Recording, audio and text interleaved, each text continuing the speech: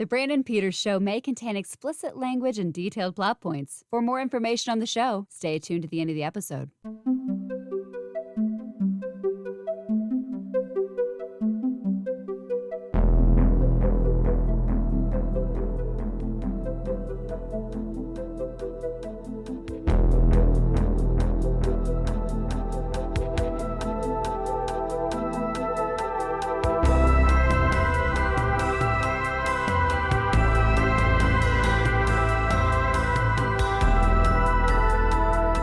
And now, here's Brandon. Welcome to the Brandon Peters Show. And again, with the Summer of 82 at 40 series. The Summer of 82 at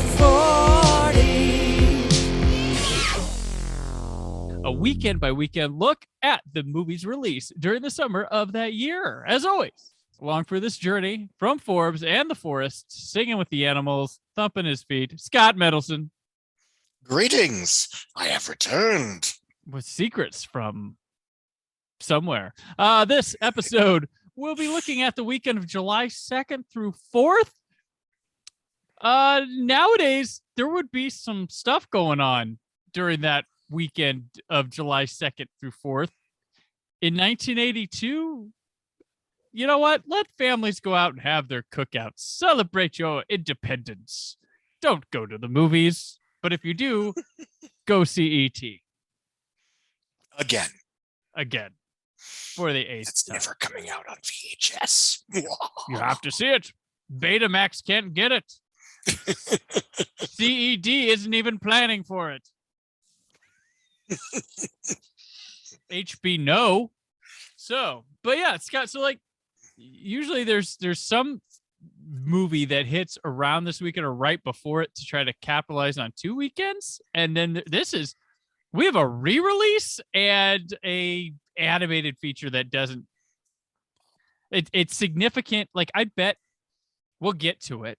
I guess we'll hold off on that till we get to it, the significance of our main attraction for this weekend. But it's just really weird that there's nothing here. And it's not like anything backed off here. I looked to see, I'm like, did anything back off of this weekend?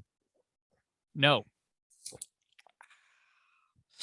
No, it just the one big newbie is sort of a sliding doors moment for Hollywood history of what could have been. Yeah.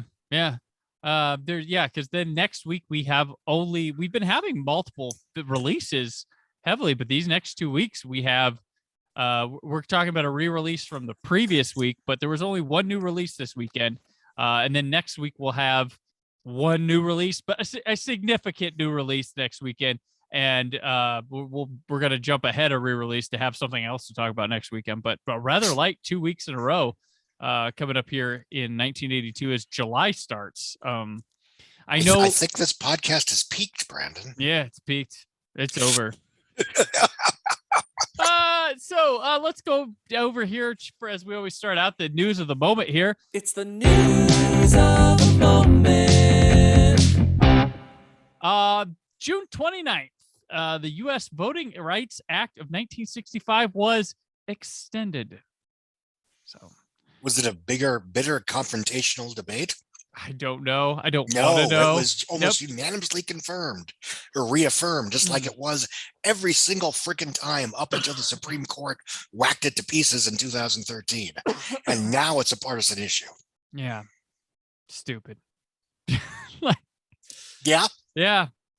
It's craziness. They also, on June 30th, the Federal Equal Rights Amendment failed 3 states short of ratification. More good news. Yeah. There's going to be some news stories that are creeping up to like this is dark foreshadowing here. But on June 30th, Orbiter Challenger rolled out at Palmdale. That's the beginning of. Yeah. We'll update you next week on that one, and probably the following week, and then it's going to be bad. Yeah. So June 30th, New Jersey NHL franchise officially named the Devils by fan balloting. Legend of the Jersey Devil, a creature that allegedly inhabited the Pine Barrens of South Jersey. So, New Jersey Devils. On July. It's again, this podcast is far more hockey than I was There's expecting. a lot of hockey happening in the summertime. We've had a lot of hockey. I'm trying to pick some of the oddball stuff, like, with baseball and this stuff and all that. But I'm like, you know what? The hockey, soccer, random track stats. I'm here for it. Tennis, golf. Imagine when they play hockey in the summer, they get all really wet. Right. Don't they do it on rollerblades in the summer? They go outside, get their midriffs on. But on July 1st, Cosmos 1383, first search and rescue satellite, was launched. It would never meet up with the Challenger. Spoiler alert. On July 1st, also Cal Ripken Jr. makes the first of his record 2,216 consecutive MLB starts at shortstop for the Baltimore Orioles. On July 2nd, Larry Walters, using a lawn chair and 42 helium balloons, rose to 16,000 feet. I believe you can, I know that image of him, and that is pretty iconic. July 3rd, in tennis, women's Wimbledon, Martina Navratilova beats Chris Evert 6-1, 3-6, 6-2 for the first of 6 straight Wimbledon singles titles. And over in July 4th, a golf Canadian Open women's Peter Jackson Classic, not that Peter Jackson. St. George's CC, Sandra Haney wins by 1 shot from Beth Daniel. And July 4th, NASA Space Shuttle Mission Columbia 4, STS-4, lands at Edwards Air Force Base. Notable deaths during this week were Peter Bayman, a fashion designer, or Pierre Bayman, a fashion designer, John Everett Watts, a composer, and Terry Higgins. Birthdays this week, who was born this week, the wonderful Lizzie Kaplan, William Belly, who's a drag queen, been on the Drag Race and all that stuff, Andy Knowles of the band Franz Ferdinand, Carmela de Cesare, who is a Playboy Playmate of the Year in 2004, and Hillary Burton, all born this week in 1982. From Walt Disney Pictures. Wake up! It's happened! It's Bambi and Thumper. Look! He's trying to get up! Back on the big screen. Watch what I can do! 2 great friends. Some fun, huh, Bambi? In one unforgettable adventure. Woo! And you can only see it at a theater near you. I made that last part up myself. Walt Disney's classic, Bambi. Rated G. Starts Friday at a theater near you. All right, Scott, our first movie today was new in 42. Talking about Disney's Bambi, directed by James Algar, Samuel Armstrong, and David Hand, written by Perce Pierce and Larry Morey, from the story by Felix Salton, starring Hardy Albright, Janet Chapman, Donnie Dunnigan, Ann Gillis, Sam Edwards, and Otis Harlan. It's the story of a young deer growing up in the forest. Now, Scott, this was not a Fathom event. This was a wide national release that last week we mentioned hit the box office top 10. This is a thing that happened. Like, a lot of people have seen classic movies if they were in their teens and stuff, growing up, because they would get re-released a lot. Yeah, I mean, especially Disney had sort of a and keep in mind, this was before VHS was super duper mainstream. And, this was how these films made money, is they'd put them out in mass theatrical release again. I remember in summer of 1991, it was such an adult skewing summer that 101 Dalmatians, which had been re-released many times since 1961, grossed $60 million that summer, partially because there was just nothing else for kids to see that year or that season. Maybe they were buying tickets and sneaking into Terminator 2. I don't know. But yeah, Bambi like a lot of quote unquote early Disney classics, the reception at the time was slightly more mixed. Mhm. It was beautifully animated. It was very naturalistic. But at the time, at least some critics argued that it was so bent on realism that it sort of lost the plot in terms of fairy tale fantasy. The film's shocking first act plot twist, which Bambi's mother is shot dead by hunters, was actually somewhat criticized in terms of, why go there? That's what happens in, I believe, the novel that it's based on. But even Walt Disney's daughter at the time said, paraphrasing, "You're Walt Disney. You could have changed it." Yeah. And looking back on that, it's another example of how retroactive critical consensus isn't always identical to how people felt at the time. Mhm. Whether it's Vertigo or The Empire Strikes Back, or anything's of that. I'm sure I can think of a third one if I tried. The Twilight series, perhaps. Yeah. Which certainly is spoken of with much more fondness today than it was 10 years ago. Partially because the adults in the room were the ones that were kids, young teen girls when that franchise was popular. But I also I don't, if the Bambi doesn't have that, I don't know if we talk about it like we do now. I don't know if it has a legacy like it does. Like I agree. That movie sticks in your brain. That moment does, and Yes. fucking Thumper. That's about Yeah. You are absolutely correct. As gorgeous as it is, and as melancholy and occasionally compelling as it is, the reason it is talked about is because it was sort of the prototypical kid's first experience with death. And because there was a very long period of time where kids' entertainment was somewhat, pardon the pun, gun shy about that kind of thing. Sorry.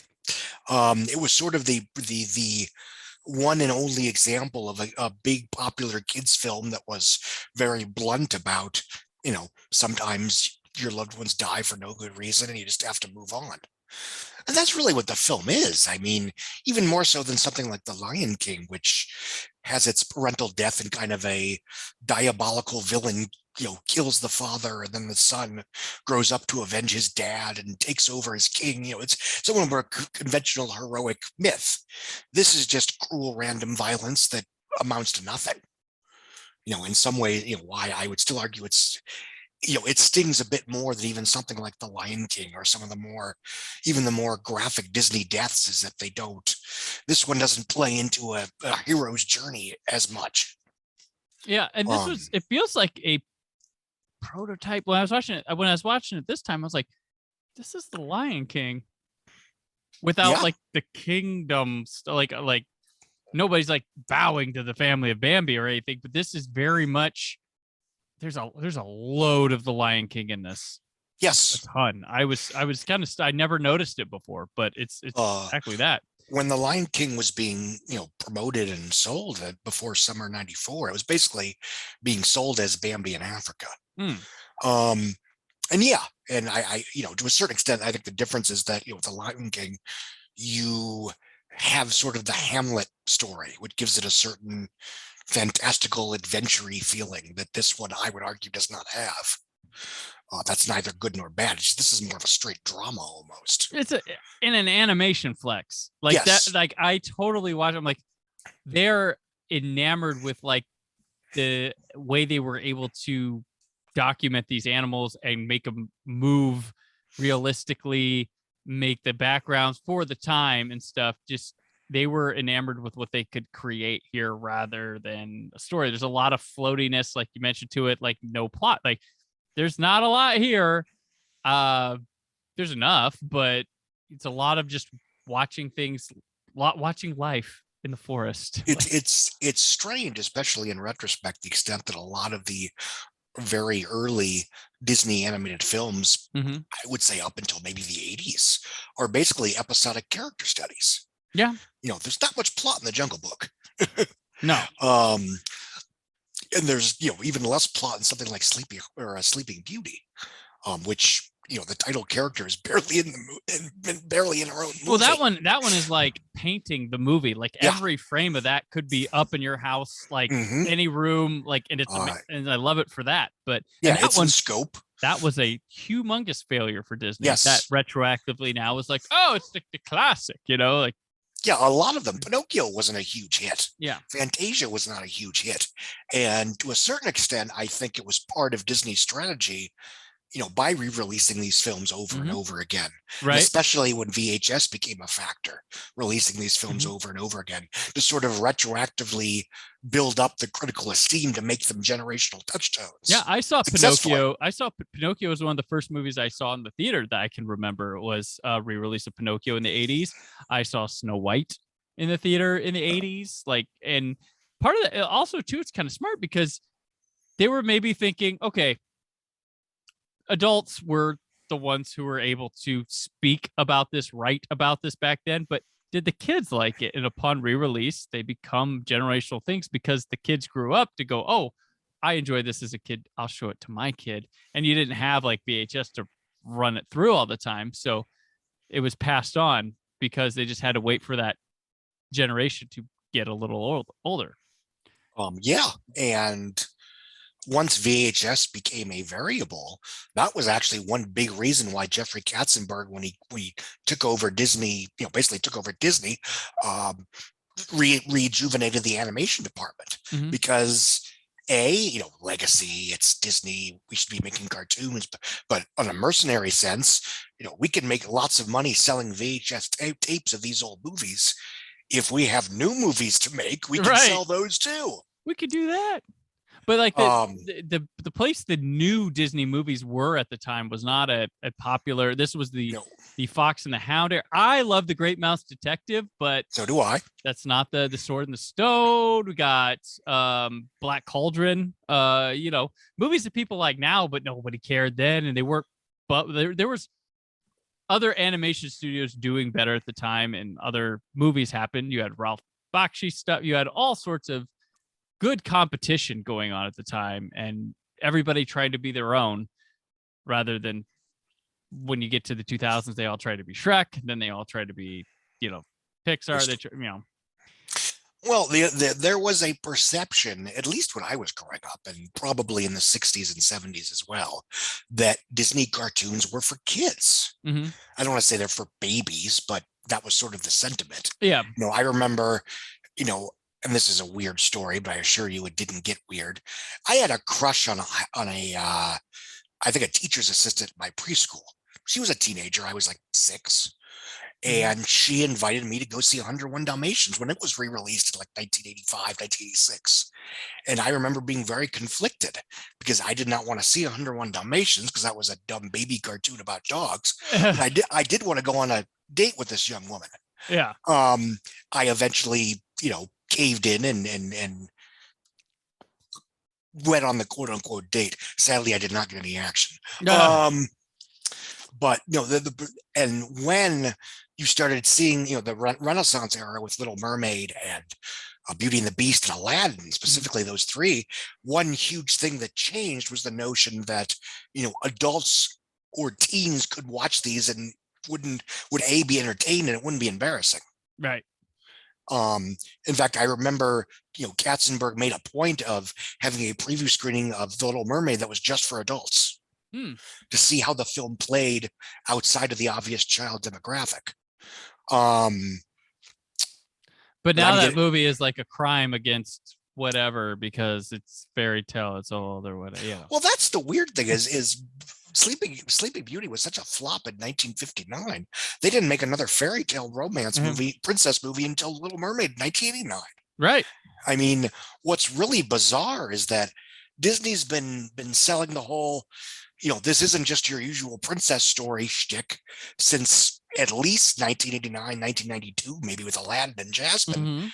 That was in response to 3 fairy tales that they made between 1930, right? Yeah, 1938 and 1959. It's not like they were doing Dumbo, Robin Hood, like Pinocchio. Yeah. Like it wasn't just like, it wasn't just princesses, but it's the idea of a something like Princess Jasmine or Rapunzel or Ella and Elsa, yada yada yada, being your Pocahontas being reactions to conventional princess stories. The deconstructions have now vastly outnumbered the quote unquote genuine article. Right. This is true. In the same way that, I would argue, and, I know we've talked about this a lot, these quote unquote progressive Bond girl has now vastly outnumbered the quote unquote traditionalist Bond girl, to the point where when we see one that's somewhat, a damsel in distress, or, really wants to screw James and isn't a double agent trying to kill him, because that's most of the horror, really. Right. That's almost shocking. Yeah. It's very true. Yeah, they try, but they bank on cultural amnesia to get away with selling this over and over again as, this isn't your usual Bond girl, or this isn't your usual Disney princess. Yeah. But back to Bambi, which contains none of that. Yeah. No, it's a good picture. It's clearly a labor of love, made in a time when it wasn't guaranteed that these films would be, financially successful. Right. And yes, I do agree with you that if not for the whole Bambi's mom dies thing, I imagine it wouldn't be all that much talked about today. Yeah. Because then you go back to it remembering that, but then you probably forgot about the attempted rape scene that happens. Yes. In the movie, where the buck comes in and Bambi's got to step up and stop a rape from happening. So, which is a really icky kind of feeling scene to watch, but it's there. I get it. Whatever. But when you're an adult watching, you're like, oh, I get what this scene is now. As a kid. Nah, but yeah. So yeah, Bambi still decent. So decent. And these movies, they could come in, they could get re-released, pick up a couple extra million. Now, Scott, you probably see once in a while Fathom events numbers, but they don't even come close to like this at all. No. And Under One Dalmatians has been re-released so many bloody times that it's and adjusted for inflation, it's one of the biggest grossing movies of all time. Part of that is because A, it's been re-released a bunch, and B, it is a very light, campy, no drama, nothing particularly intense or whatever movie about a bunch of cute dogs. Right. So yeah, I mean, compared to something like Bambi or even Pinocchio, which has its intense, scary moments, you don't have to worry about taking your kids to 100 Dalmatians. Nobody's going to cry. It's a suspenseful movie, honestly. There's some suspenseful stuff in there. Like Fair it works. It works. I remember when I was a kid, it was very suspenseful. I'm watching it again. I'm like, there's some well put together sequences in that movie. Well, to be fair, I'm a cat person, so I was generally rooting for Cruella de Vil anyway. Gotcha. Yeah. Fair enough. The funniest character on four wheels. Join Dean Jones for Herbie the Love Bug. Next on WKRP, a fire helps Herb's fantasy come true. Would you put your arm around me? Then it's Baker's Dozen. 2 undercover cops, 1 undercover romance. Join their crusade for law and laughter. Wednesday. Moving on. What was on TV this week that people were watching? Our top 10 Nielsen ratings. Well, I'm going to tell you, Scott. Number 1, as we always expect every week, it's MASH on CBS. Yes. So it's hit it again. Number 2, Too Close for Comfort on ABC. Number 3, House Calls on CBS. 4, Heart to Heart on ABC. Number 5, Three's Company. Number 6, WKRP in Cincinnati on CBS. Number 7, I don't think we've had this in here, Laverne and Shirley on ABC. Welcome. Yeah, hello, Laverne. Hello, Shirley.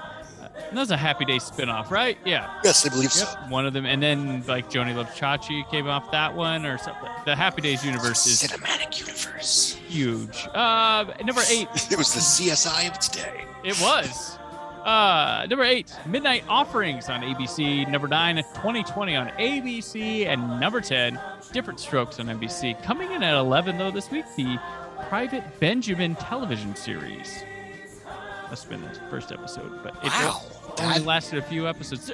So people think this whole, like, movie to TV show thing's a new thing. It has always happened. MASH. Yeah, we're talking MASH. Yeah. I mean, there's a lot. There was, I know there's one coming soon, but there was a League of Their Own TV show, Uncle Buck TV show, Ferris Bueller's Day Off TV. The 80s was full of, that Oscar-winning movie or that hit movie. Let's not make a sequel. Parenthood got two TV shows. Parenthood, yeah. One of which lasted maybe a season or 2. The other one ran for like 7 years. Right. Yeah. So I mean, it has always been a thing.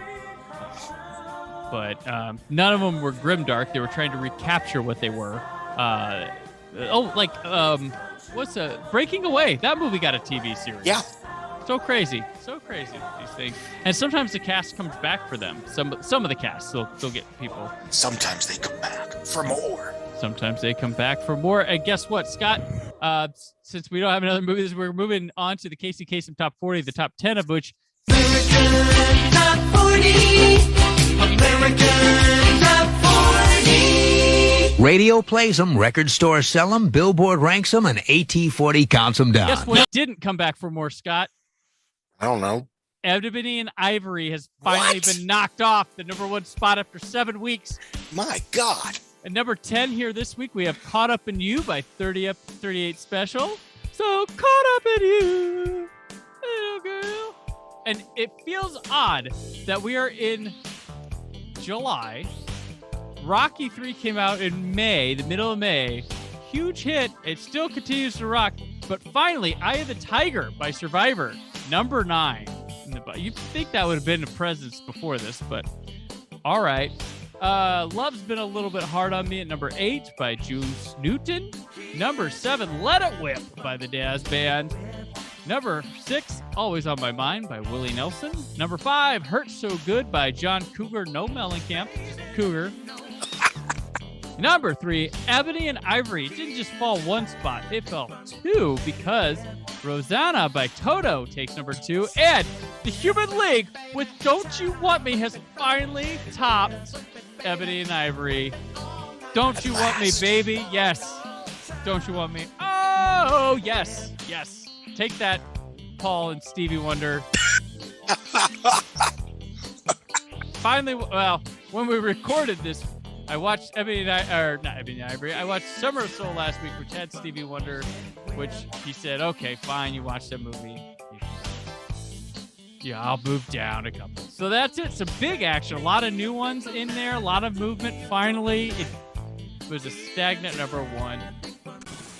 Now, Don Bluth Productions creates a new world of animation where fantastic creatures, Why have you come? great dangers, and great adventure await you. Look there. Discover The Secret of Nim from the award-winning children's classic, rated G. Starts Friday, Plit Century City, Hollywood, and selected theaters. Moving on to our one movie release this week, The Secret of Nim, directed by Don Bluth, written by Don Bluth and John Pomeroy, from the novel Mrs. Frisbee and the Rats of Nim by Robert C. O'Brien, starring Elizabeth Hartman, Derek Jacobi, Dom DeLuise, Arthur Mallet, Hermione Baddeley, Shannon Doherty, Will Wheaton, John Carradine, Peter Strauss, and Aulo Ray. To save her ill son, a field mouse must seek the aid of a colony of rats with whom she has a deeper link than she ever suspected. So this movie, I think, probably was a big deal in 82. This was Don Bluth leaving Disney, going on his own. Was this his first one on his own? Yeah, I think so. He was being groomed to basically take over. He was supposed to be it. He was supposed to be like the next big thing. And his animation has a look of, well, I don't know, is Xanadu this year or the year before? Or no, Xanadu was 80, wasn't it? I believe so. He had done a sequence in, like, one of his first things after leaving Disney. He did a sequence in Xanadu for the ELO song that the movie turns animated. But this was I imagine Secret of Nim was supposed to be a big deal. Maybe that's why it's all by itself this weekend, is people thought, oh, the Bluth movie's coming out. I do know the film was an explicit attempt to sort of recapture the quote unquote Disney magic. The idea with that Disney's films, again, this was an era where, Robin Hood, Sword in the Stone, again, these films are fine. They have a certain fan base, but they're not then and now held up with the esteem of the classics. And, there were, recycled animation, reused backgrounds, corners were being cut for better or worse. And I don't say that as a criticism, because animation is incredibly hard. I can't, it's one of those things that just blows my mind just in theory. But anyway, but he was, the idea of Secret of Nim was basically to make a film that looked and felt like the very first Disney films, in that there were no corners cut. Everything was there. You had facial reactions. You had new backgrounds. You had, new and different movements for every character. Things, that when you think of a fully animated cartoon. It's based on a novel, but weirdly enough, it's less fantastical than the novel, which I find of interesting choice. It's other than the skewed sci-fi premise, which involves rats being injected with like a brain hormone and becoming, human smart. It's almost, I don't want to say realistic, but it's nobody has superpowers. Nobody's a wizard. Nobody's a witch. It's not that kind of fantasy. For those at home, NIM stands for National Institute of Mental Health. Yes, So, which is a fascinating plot twist when it's finally revealed. yeah. And the film doesn't rush out and explain what's going on right away. No. And I think when you're watching it with the presumption of what an animated film feels like, you kind of assume that this is just a take it or leave it fantasy involving these anthropomorphic mice that take, it's basically a Great Mouse Detective, where you don't really have to explain what there's, a world of anthropomorphic animals running around solving crimes. Right. And I never thought Vincent Price is a giant rat singing a song and killing other mice with a giant cat. Okay, fine. I accept this fantasy. We'd have Five-O later. Yeah. Yeah, that's actually, yes. That, is sort of a skewed parable, a metaphor for, obviously it's a Jewish immigrant story. But this is like, it's you find out like a third of the way, maybe halfway through, that it basically takes place in our world, so to speak. Well, it starts on like a farmhouse. Yeah. And you're like, and I was like, I thought this was a fantasy. Yeah. And the way they craft our world into becoming a fantasy world to these little creatures, it's really neat. And works. But I'm like, maybe they should have shown the farmhouse, but that's kind of part of the plot. It's weird. It almost goes the Dark City route, especially the director's cut, where you're sure, you're kind of feeling that something's off, and you can probably put the big, the big 2 and 2 together, but you eventually get all the little details. Oh, okay, that's what's going on. Right. Yeah. But as a film, I mean, it's gorgeous to look at. And again, I'm in awe watching it, thinking of the work and hours that must have gone into this film, in the good old days where you didn't have, computer animation, where you drew everything, period, end of story. And it really is a labor of love. You like paint it too. Like, as far as being a film, I don't think it's quite as compelling as An American Tale or even, Land Before Time. I think it's more interesting as a time capsule, or as a sort of skewed, just off kilter animated fantasy. Yeah. That, it's not overly dark or mature or anything like that, but it's certainly more so than Robin Hood, right? Again, because this was during a time when you think of Disney cartoons, you think of, oh, that's just for babies, I could watch Rocky. But looking back on it, again, you have to wonder if it had been a genuine hit, what would have happened with Disney? How does Disney pivot to answer it? How do they answer that? Yeah. Instead, they make movies that probably hold up right next to this. Yeah. And, to be fair, Disney did what Disney always does and tried to undercut the competition. Basically, they refused. They basically forbade theaters to play this film as a double bill with anything Disney.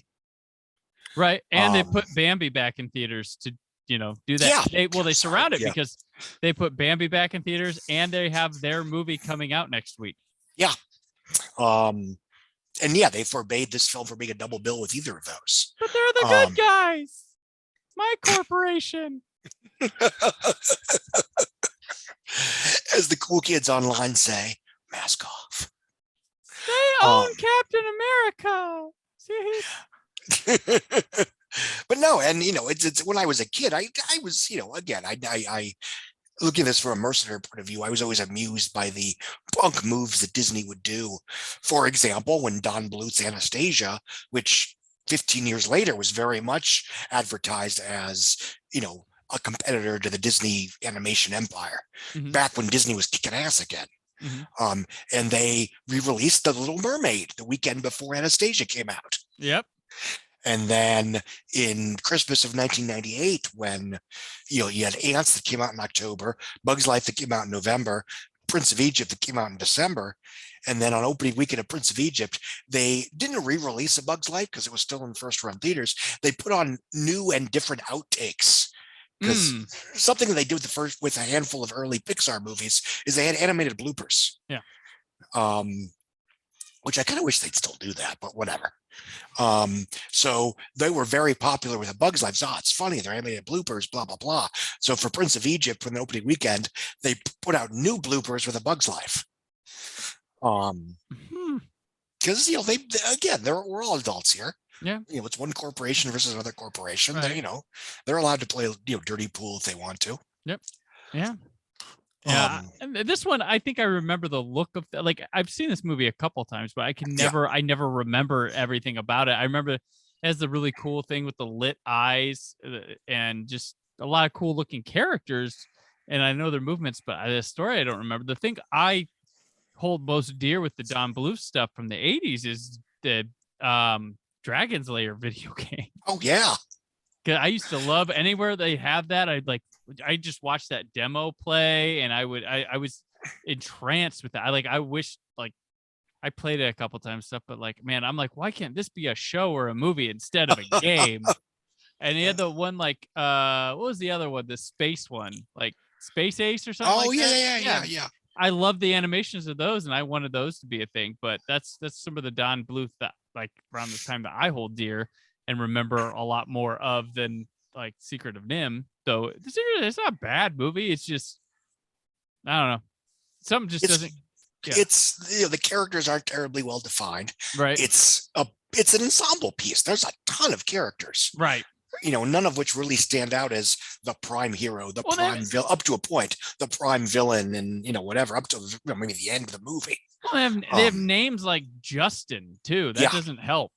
I need you to be like Azario or something weird. Not this is a movie that needs Star Wars prequel names. Yeah, not my coworker's name. I want something. Yeah, Star Wars prequel names. That was, or those generator names of fantasy characters online that we see. But yeah, it doesn't. Oh man, unfortunately, it just doesn't stick.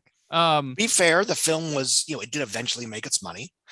And it attracted the attention of Steven Spielberg, which that's how Amblin started working with Don Bluth for what would eventually become An American Tale, which was a huge smash. That was Land Before Time, which of course spawned 675 direct-to-video sequels. Yes, Brandon, one of these days you're gonna have to watch them all. I know, one day. Sorry, they have box sets now. They have box sets now, so can all be there. I told you Jenny Nicholson beat you to it, right? I mean, I still have to do it. Yeah. Still have to do it. So, speaking of its money, let's take a look at the box office where it will not appear. I have number one was again E.T. the Extraterrestrial with $17 million in its fourth weekend, a 29% jump. Bringing its total to 87 million in 24 days. Firefox was in second place, rising. Obviously, it's a holiday weekend, so you're going to see some upswings here. Firefox did 5.4 million for a 5% bump, a $25.7 million 17-day total. Rocky 3 continued to have just remarkable legs, earning $5.4 million, up 6%, $72.8 million. Blade Runner would drop 14% despite being a holiday weekend, 4.99 million. I'm sorry, 5.3 million. 14.8 over 10 days. Annie would round out the top 5 with 4.9, 10% boost, 25.6 million. And Star Trek would earn 4.5 million in its fifth weekend, bringing its total up to 57.7 million. It's a huge hit, don't get me wrong. Yeah. But by modern standards, it's not super leggy. Yeah, Rocky 3 is still there and it's not. Yeah. Yeah. Which again, they only spent 15 million on it. Good for them. Right. Poltergeist is sticking around in the top 10, 38 million after 5 weekends. The Thing, unfortunately, would drop 4% despite the holiday for a $2.9 million weekend and an $8.4 million 10-day total. Bambi would, I think that re-released last weekend, but it was number 10. Yeah, it was number 10 last weekend. Otherwise, you wouldn't have anything to talk about this weekend. So, Yeah, exactly. we're cheating a little bit. 1.9 million in weekend, quote unquote, 2 for a $5.7 million re-release total. A lifetime, Bambi has made approximately $103 million. Now, its original theatrical release, I should have stayed on Box Office Mojo for this one. Hold on a second.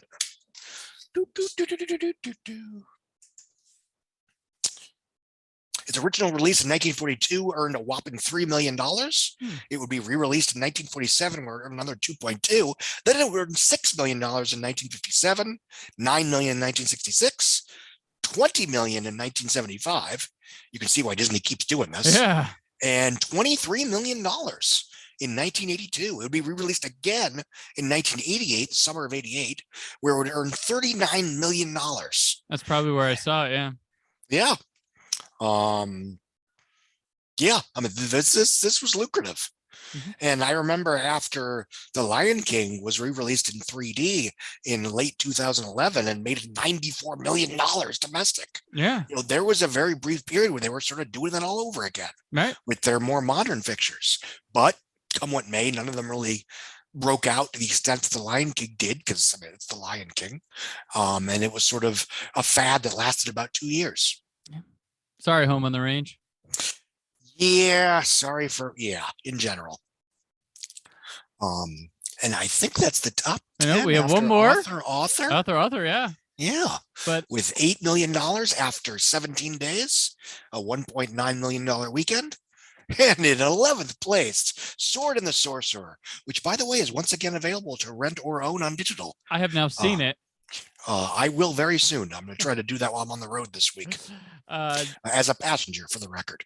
There you go. Porky's and friggin' Porky's in 12th place. But Megaforce fell to 13th. Yep, dropping from 9th to 13th place with $1.3 million. And Battled Grease 2, making $701,000, dropping 31% despite being a holiday weekend, with a whopping $12.3 million after 24 days. Poor Secret of NIMH opened, okay, to be fair, it only opened in 88 theaters. It would make $386,000 in 88 theaters for a still not great $4,400 per screen average. It would eventually top out at approximately $10 million. Again, not a great number, but you know, all told, by the end, with video rentals and I know TV sold airings, the cable pretty decently and cable, and stuff. Yeah, it's we have to remember that the post theatrical afterlife was very different than it is now. Yeah, you really could make your money back in video eventually. There was like a 4 or 5 year circuit at life of a film. You had theatrical release, you had possible re-release, you had HBO, you had rental. You had VHS, you had TV premiere, like a network TV premiere.